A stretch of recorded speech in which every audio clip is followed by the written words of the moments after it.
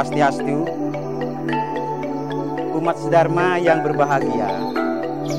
Pada kesempatan pada hari ini, saya Putu Arnawe, Ketua Paruman Walake Parisada Hindu Dharma Indonesia Kabupaten Karangasem, menyampaikan apresiasi dan penghargaan kepada Bapak Menteri Agama Republik Indonesia melalui Direktur Jenderal Bimas Hindu telah memberikan kepercayaan pada kami, pada saya, untuk mengisi acara Pelita Dharma.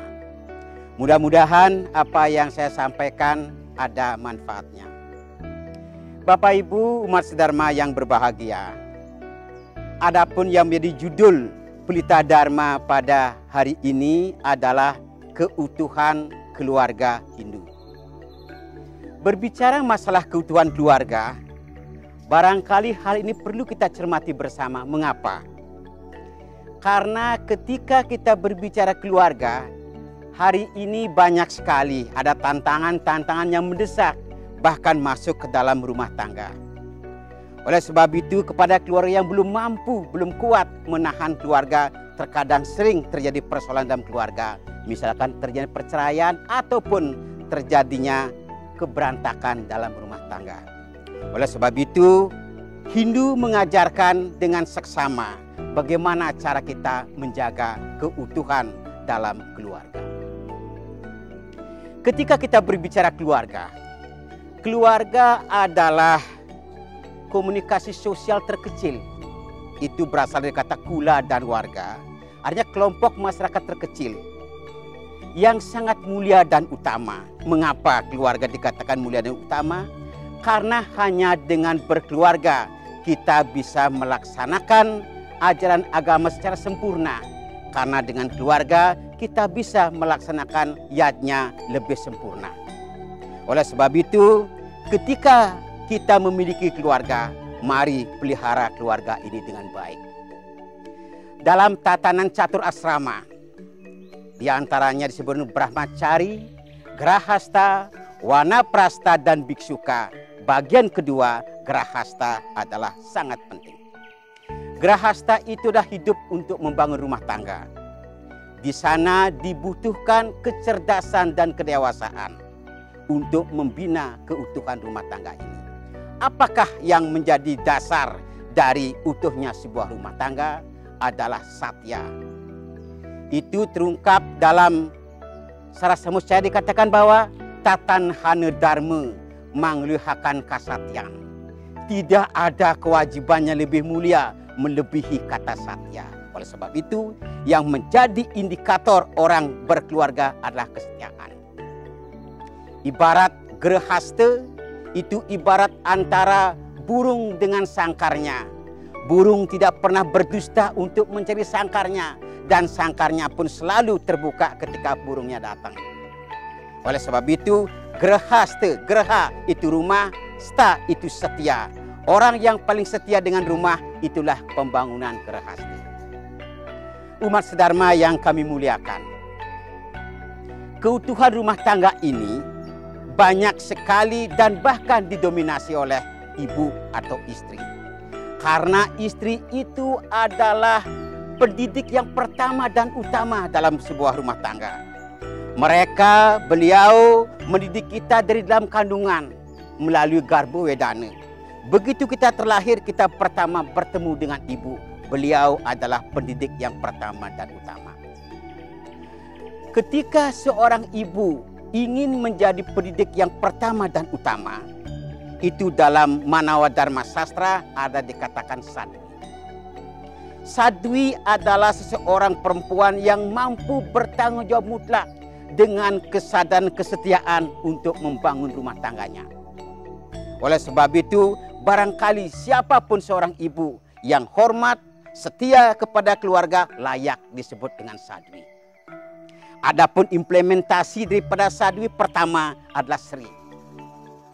Seorang ibu rumah tangga dia harus mampu untuk memberikan atau mengatur perekonomian dengan baik.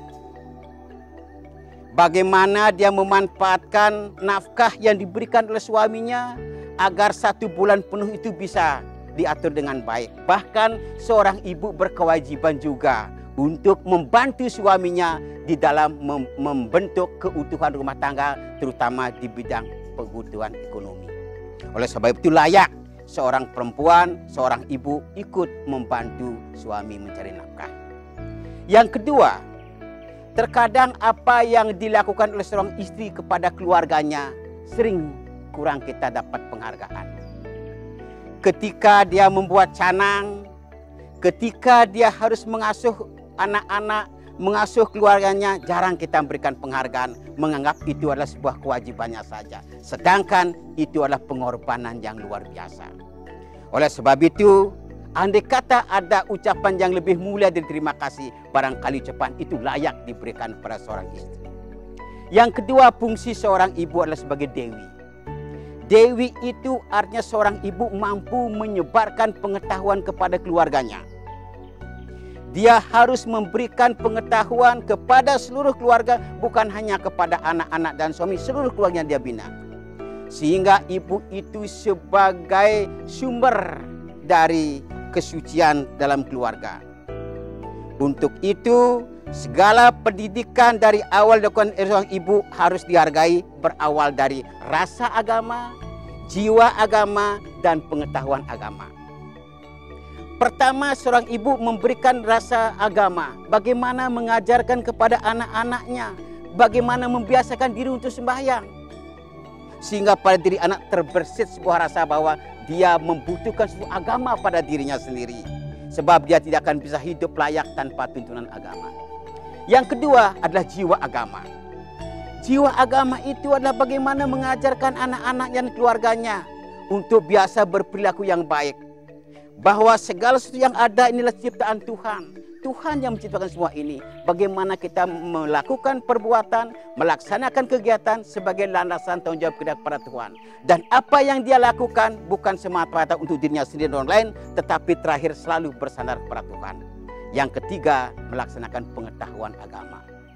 Bagaimana mengajarkan agar keluarganya paham untuk selalu beribadah, selalu muspa kepada Ida Sang Hyang Widiwasa, baik melalui pitram pantaraning dewa, muspa di Sang Kemulan, sebagai wujud bakti kita kepada Ida Sang Hyang Widiwasa. Itu langkah-langkah yang dilakukan oleh seorang ibu untuk menciptakan keutuhan rumah tangga. Nah, selanjutnya pemirsa yang budiman, saat ini kita penuh dengan tantangan. Akibat globalisasi banyak sekali hentakan-hentakan yang masuk, bahkan itu sudah masuk menjajah sampai ke dalam rumah tangga kita. Di antaranya faktor globalisasi. Faktor globalisasi. Hari ini banyak keluarga yang terkikis oleh globalisasi yang sama sekali tidak mampu dihindarkan. Misalkan, bagaimana dia menghadapi kehidupan pada saat sekarang. Di antaranya pengaruh media sosial. Media sosial selalu menawarkan dua alternatif antara positif dan negatif. Banyak hal-hal negatif yang mengganggu rumah tangga. Buktinya tingginya perceraian, tingginya orang bunuh diri, kemudian tingginya kasus-kasus persoalan rumah tangga. Tetapi faktor positif juga kita tidak pungkiri. Banyak orang sukses, banyak orang bisa bertarung hidup ketika dia memahami globalisasi ini.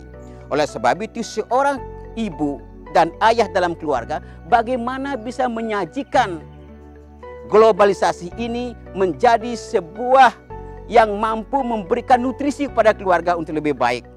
Untuk itu dibutuhkanlah kecerdasan dan kecermatan dalam rangka mengelola media sosial ini. Bapak Ibu, umat sedharma yang berbahagia, itu beberapa hal yang bisa saya sampaikan terkait dengan menjaga keluarga, tetapi saya simpulkan satu hal, bahwa satu, untuk menjaga keutuhan keluarga, pertama, kita harus setia. Itu dasarnya. Dasar untuk membina keutuhan rumah tangga, kesetiaan. Baik setia seorang perempuan kepada suami, ya sebenarnya satya yang laki, maupun kesetiaan seorang suami pada istrinya, yang sebenarnya satya yang rabi.